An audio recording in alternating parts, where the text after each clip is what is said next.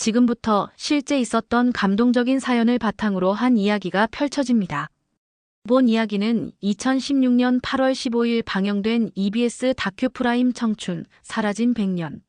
마이너스 그들의 목소리 일부 이름 없는 병사들에서 다룬 실화를 바탕으로 재구성하였습니다. 나는 음악을 좇아 전 세계를 떠도는 방랑 뮤지션입니다. 낯선 거리, 이국의 바람, 이름 모를 사람들의 일상 속에서 저는 늘 음악을 찾았습니다. 한 도시의 소음조차 리듬이 되고 지나가는 사람들의 발걸음에서도 멜로디를 떠올리곤 했습니다. 그 수많은 길 위에서 베를린은 제게 유독 특별한 도시로 남았습니다. 베를린은 상처와 회복, 과거와 현재가 절묘하게 공존하는 도시였습니다. 처음 이곳을 찾았을 때 전쟁의 흔적과 함께 느껴지는 예술적 생명력은 묘한 감동을 안겨주었습니다. 분단과 통일, 상처와 치유의 역사를 품은 이 도시에서 저는 어떤 위로를 받았습니다. 그리고 두 번째로 이 도시에 발을 디뎠을 때 그 감정은 더 깊어졌습니다. 이번 방문은 단순한 추억의 반복이 아니라 명확한 목적을 가진 여정이었습니다. 음악을 통해 치유받았던 이 도시에서 이제는 제가 다른 누군가의 상처를 어루만지고 싶었습니다. 그리고 그 상처는 100년 전 이곳에 존재했던 대안인 청년들의 것이었습니다.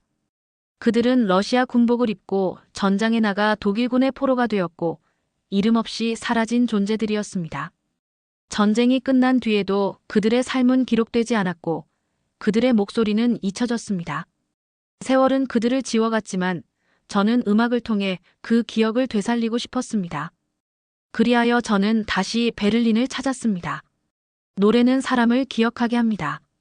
저는 이 노래로 잊힌 청춘들의 이야기를 다시 꺼내어 세상에 들려주려 합니다. 잊혀진 그들의 목소리를 찾아 나서는 여정의 시작은 베를린의 민족학 박물관이었습니다. 이곳은 전 세계의 다양한 민족과 문화의 유산을 보관하는 곳으로 1900년대 초에 녹음된 희귀한 음성 기록도 다수 소장하고 있다고 들었습니다.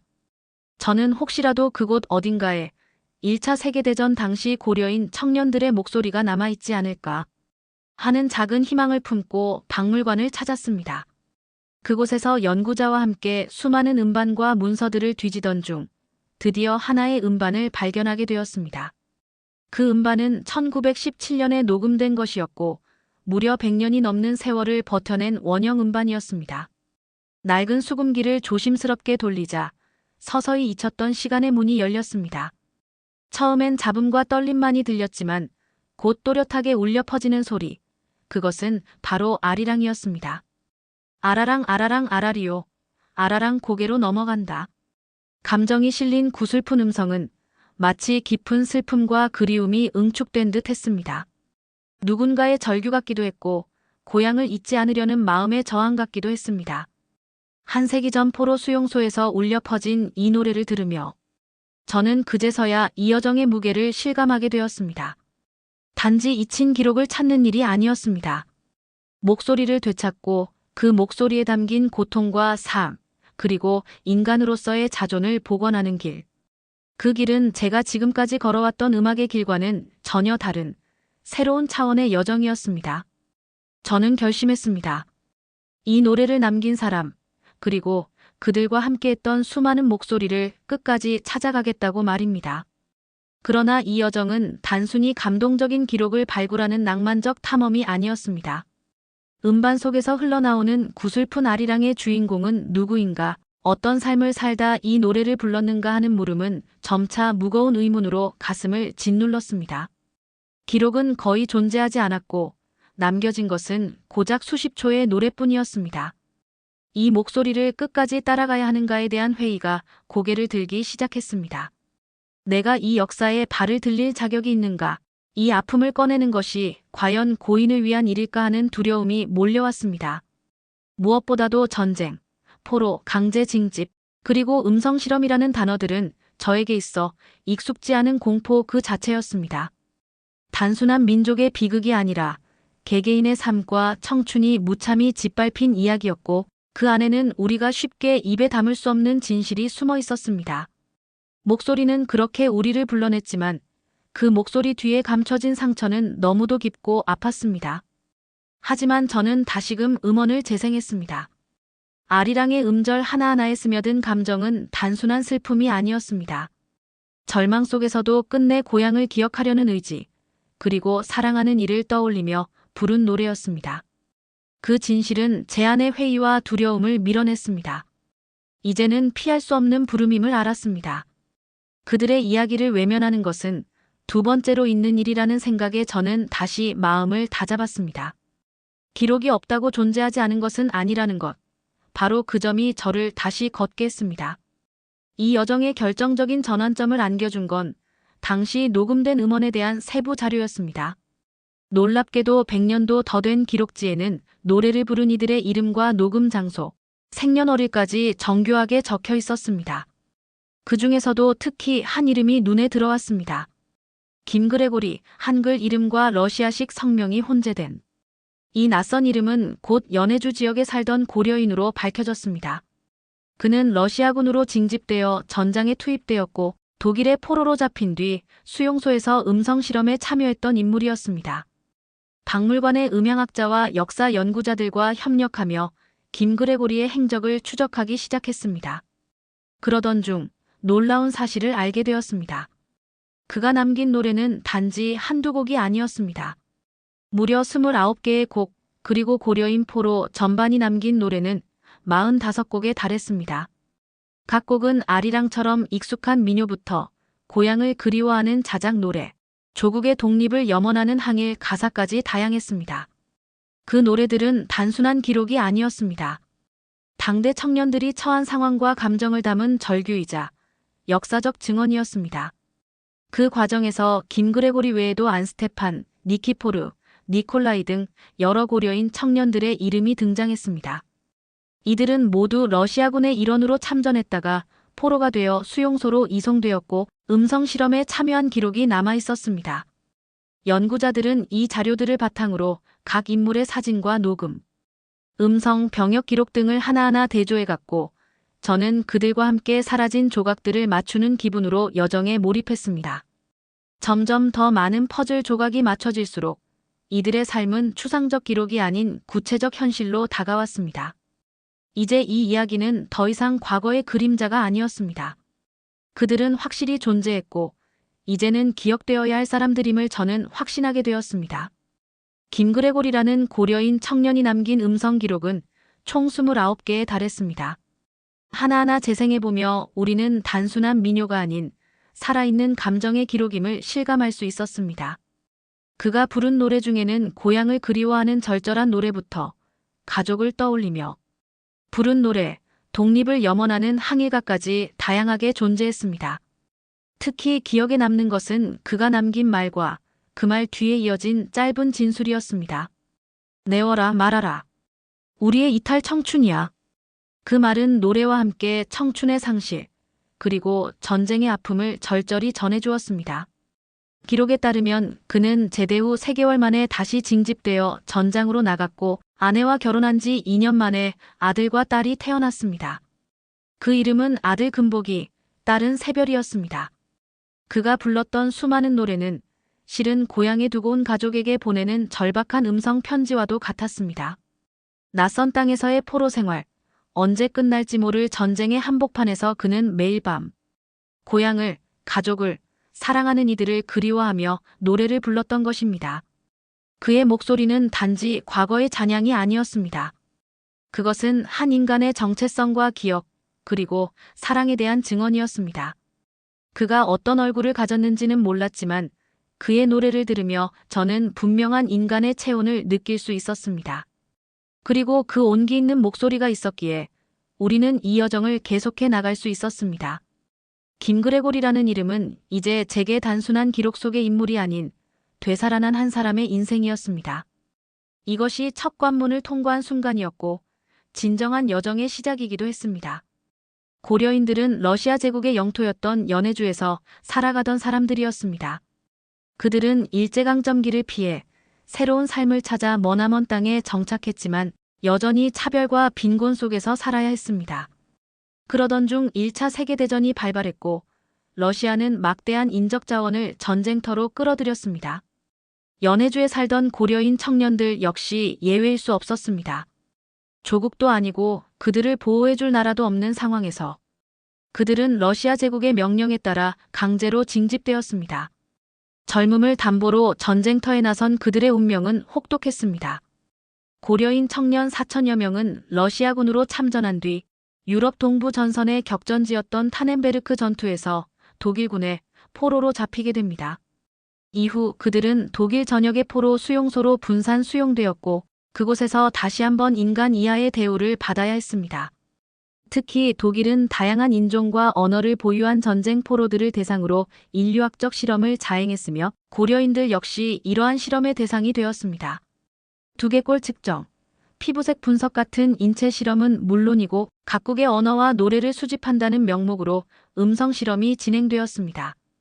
이는 제국주의적 우월성과 식민지, 지배의 정당성을 뒷받침하기 위한 과학의 탈을 쓴 폭력이었습니다. 음성 실험은 외형적으로는 평화로운 수집처럼 보였지만 실제로는 강압적이었습니다.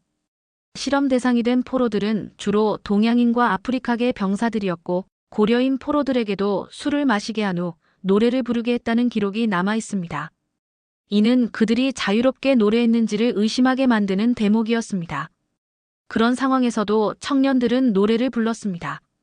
자신의 정체성을 지키고 고향과 가족을 그리며 이름 없는 존재가 되지 않기 위해서였습니다.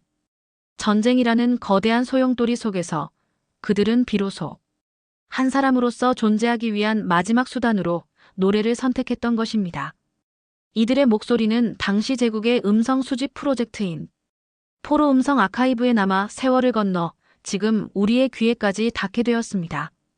고려인 포로들이 수감되었던 독일의 페니스베르크와 빈스토르프, 포로 수용소를 찾아간 여정은 말로 표현할 수 없는 무거움을 안겨주었습니다.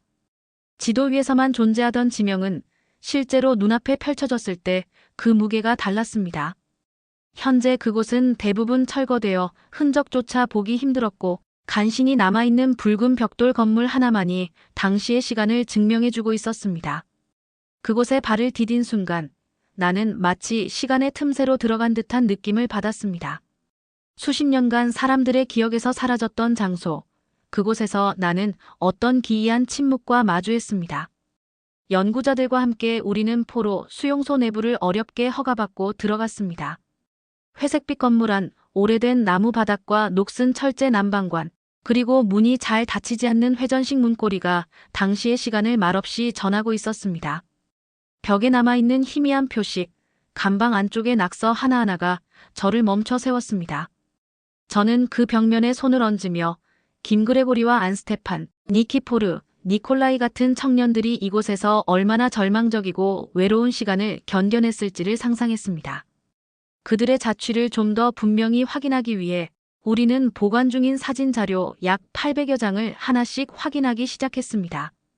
다양한 국적과 인종의 병사들이 포로로 수용된 이 수용소에서 동양인으로 보이는 얼굴들은 손에 꼽을 만큼 드물었습니다. 그러나 그 낯선 사진 속에서 분명 고려인의 모습이 포착되었습니다.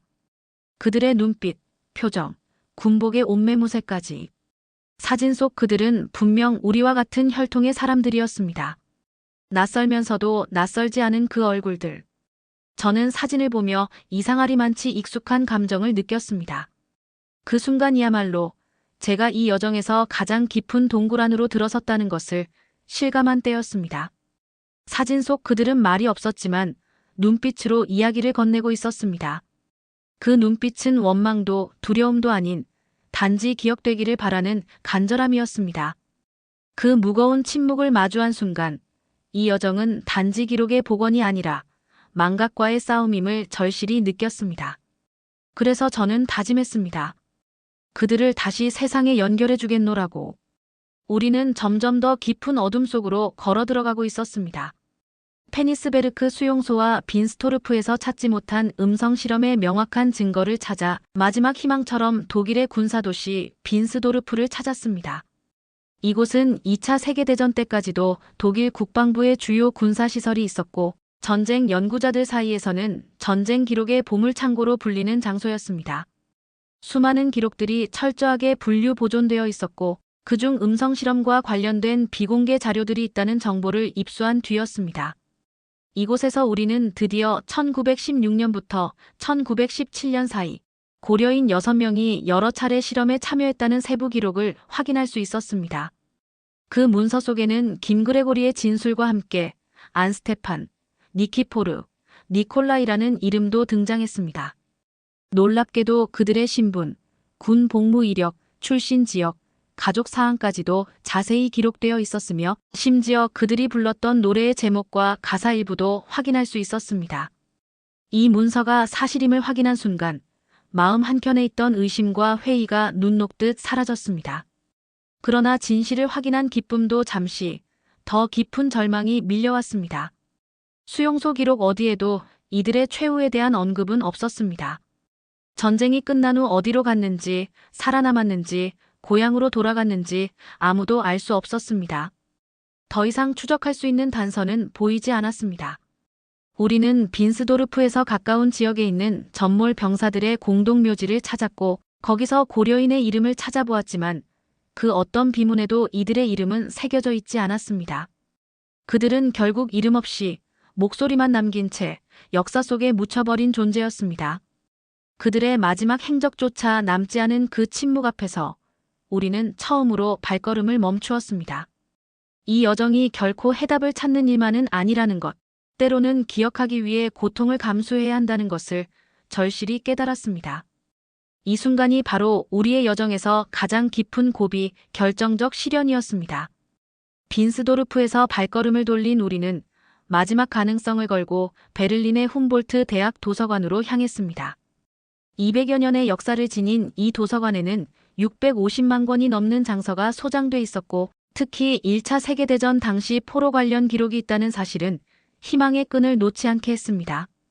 우리는 마치 수맥을 찾듯 오래된 책과 문서를 하나하나 뒤졌습니다. 그리고 마침내 먼지가 수북이 쌓인 고서 속에서 한 권의 사진집을 발견했습니다. 제목은 UNSEREFEIND, 즉 우리의 적들.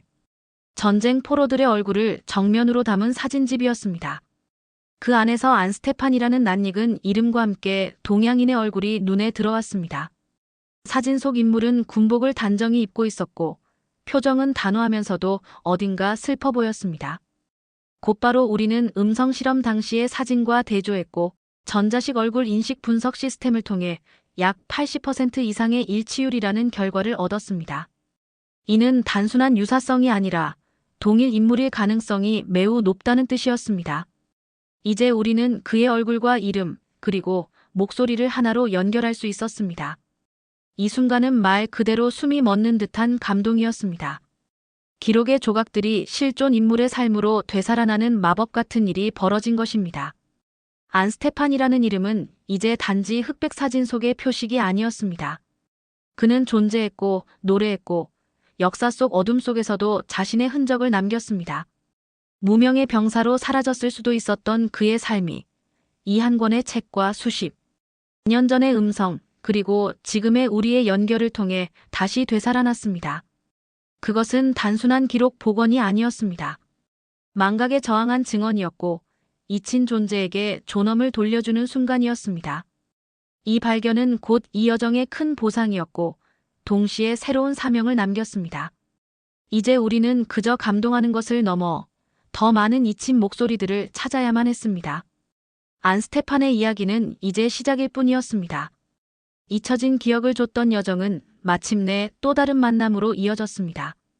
우리는 독일을 떠나 벨라루스에 정착한 고려인 후손들을 찾아갔습니다. 이들은 100년 전 러시아 연해주에서 독일로 징집되어 포로가 되었던 고려인들의 자손이었습니다. 한 세기를 건너 다시 마주한 우리는 마치 먼 길을 돌아 다시 만난 친척처럼 반갑게 인사를 나누었습니다. 어서 오세요라는 그들의 한국말 인사는 놀라울 만큼 정겨웠고 고향의 언어가 이방의 땅에서 아직도 살아있다는 사실은 깊은 울림을 주었습니다. 우리는 포로 수용소에서 발견한 음성 기록과 사진, 그리고 안스테판의 이름이 적힌 문서들을 보여주며 이 여정의 경과를 설명했습니다. 그 이야기를 들은 후손들은 눈시울을 붉혔고 이 노래가 자신들의 조상이 남긴 마지막 흔적일지도 모른다며 조심스럽게 손을 뻗었습니다.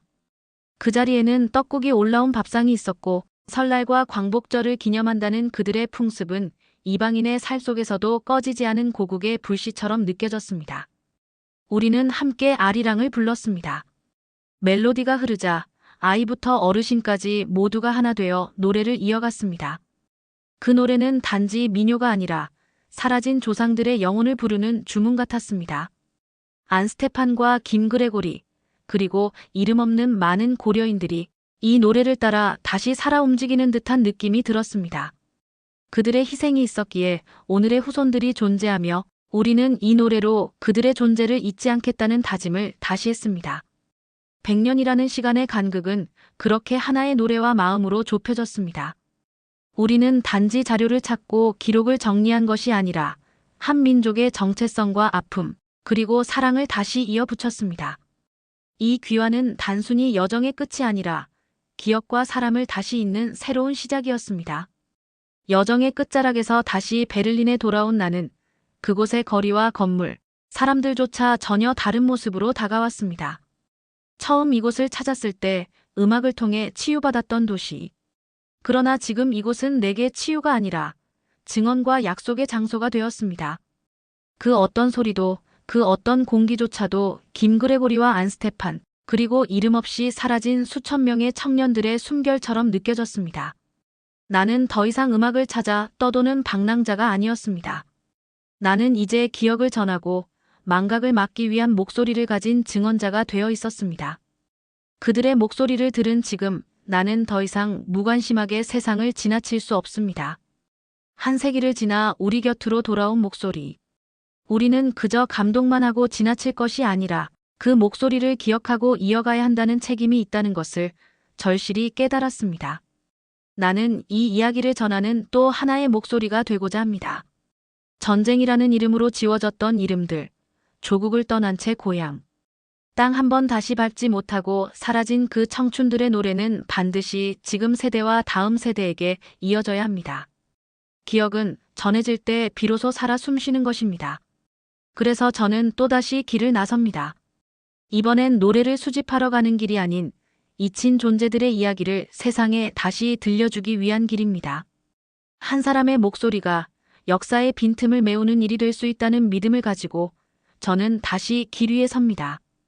김그레고리의 노래처럼, 안스테판의 눈빛처럼 우리의 기억은 그들을 다시 살아 숨쉬게 할 것입니다.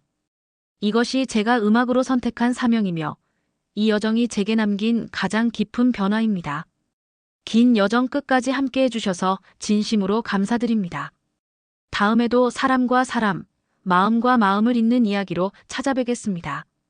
감사합니다.